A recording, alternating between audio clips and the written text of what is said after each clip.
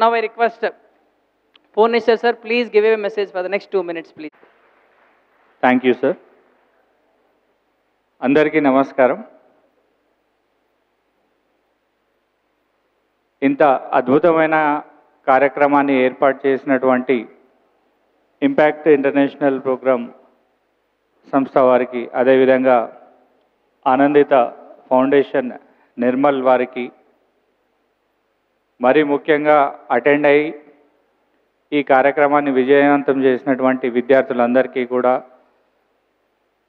Bhainsa police తరఫున, అదేవిధంగా Nirmal police department అందరి తరఫున మీకు ప్రత్యేకమైన శుభాభినందనలు. ఒక క్వశ్చన్తో నా స్పీచ్ స్టార్ట్ చేస్తే, పెద్ద స్పీచ్ ఏం కాదు, చిన్నదే. ఇక్కడ ఉన్నటువంటి విద్యార్థుల్లో ఎవరు అలర్ట్గా ఉన్నారనేది చెక్ చేయడానికి ఎస్ అని చెప్పండి చాలు. ఓకేనా? ఎవరు అలర్ట్గా ఉన్నారు? ఎవరు అలర్ట్గా ఉన్నారు? అమ్మాయిలు, అబ్బాయిలు ఎవరు అలర్ట్గా లేరు? అంటే ఇప్పటివరకు చెప్పిందంతా కూడా విన్నట్టా లేదా? పోనీ ఇప్పటికైనా చెప్పండి, విన్నారా? I can't hear you. విన్నారా? అబ్బాయిల నుంచి ఏం అలర్ట్నెస్ కనిపిస్తలేదు. విన్నారా మీరు? Very good. ఇదేదో ప్రసంగాలు ఇవ్వడానికి వేదిక కాదు. ఎస్పెషల్లీ మీ భవిష్యత్తు గురించి,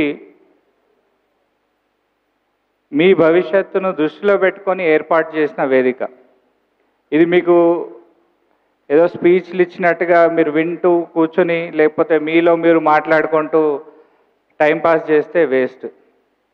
మీ ఫ్యూచర్ కోసం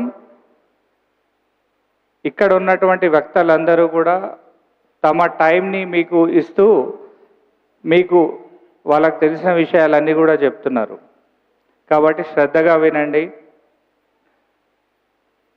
నేను రాగానే మన హైకోర్టు సీనియర్ కౌన్సిల్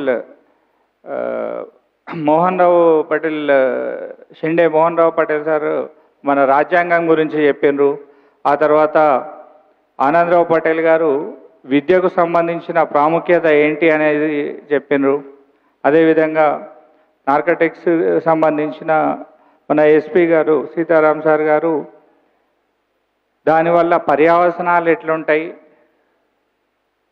ఒక మనిషి మీద ఇంపాక్ట్ అంటే ఏ విధమైన ప్రభావాలు చూపిస్తే సొసైటీ మీద దాని ఇంపాక్ట్ ఎట్లుంటుంది అనేసి సార్ చెప్పిండ్రు.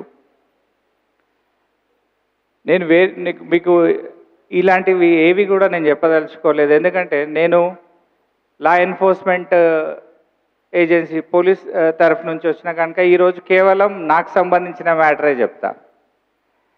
ఏది ఏమైనా ఇక్కడ ఉన్నటువంటి స్టేజ్ మీద కూర్చున్న ప్రముఖులైనా సరే, నేనైనా మీరైనా అందరము ఫాలో కావాల్సింది ఏంటిది? ఎవరైనా చెప్తారా? ఎవరైనా ప్లీజ్. ఇండియన్ కాన్స్టిట్యూషన్, భగవద్గీత అయినా, బైబిల్ అయినా, ఖురాన్ అయినా, ఏదైనా సరే అది మనం ఫాలో కావచ్చు, కాకపోవచ్చు, అది మన వ్యక్తిగతమైన విషయం. కానీ కాన్స్టిట్యూషన్ పరిధిలో మనం జీవిస్తున్నాం కాబట్టి ఖచ్చితంగా కాన్స్టిట్యూషన్ని ఫాలో కావాల్సిందే.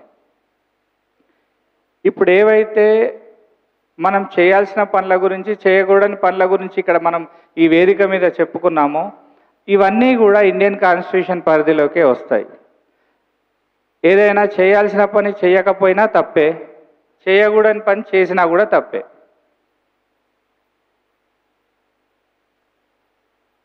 మీరు పెద్దగా అయిన తర్వాత టీచర్ అయినా, డాక్టర్ అయినా, పోలీస్ అయినా, లేదా పొలిటీషియన్ అయినా, ఎవరైనా సరే మళ్ళీ దేంట్లోకి వస్తారు? ఇండియన్ కాన్స్టిట్యూషన్ పరిధిలోకే వస్తారు. కాబట్టి చట్టాన్ని ఉల్లంఘించే పనులు ఏమీ కూడా చేయకండి. మీ ఏజ్లో ఇప్పుడు మీరు తెలుసుకోవాల్సింది ఏంటి? ట్రాఫిక్ రూల్స్ పాటించాలి, చట్ట పరిధిలో ఉండి మనము మన పనులు చేసుకోవాలి. ఎట్టి పరిస్థితుల్లో కూడా చట్ట వ్యతిరేకమైన పనులు చేయకూడదు. ఇవి పాటిస్తే మన ఫ్యూచర్ మంచిగా ఉంటుంది. మిగతా ఏవైతే ఈ చెడు వ్యసనాలు ఇవన్నీ ఉన్నాయి, వీటికి సంబంధించిన ప్రతిరోజు మీకు ఎవరో ఒకరు చెప్తూనే ఉంటారు, అవి పాటించండి.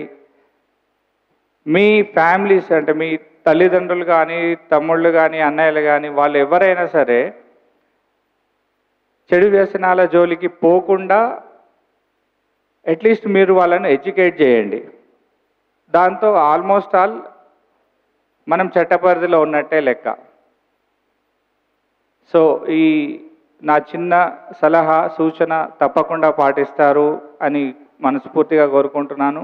అదేవిధంగా మీ అందరి భవిష్యత్తు ఎంతో బాగుండాలని, ఈ రాబోయే పరీక్షల్లో మీరు కష్టపడి మంచి ఉత్తీర్ణత సాధించి మీకు, మీ కుటుంబ సభ్యులకు, అట్లాగే మీ టీచర్లకు, మీ స్కూల్స్కి మంచి పేరు తీసుకొస్తారని చెప్పేసి కోరుకుంటూ ముగిస్తున్నాను. Thank you. Thank you Gopinath sir. ఎప్పుడు కూడా గోపీనాథ్ సార్ ఎప్పుడైనా సరే ఇంపాక్ట్ ప్రోగ్రామ్ అంటే ముందుండి మనకి ఎప్పుడు సపోర్ట్ చేస్తారు. ఈ ప్రోగ్రామ్స్కి మనకి ఎప్పుడు కూడా సపోర్ట్ చేస్తారు. Thank you so much for support sir every time.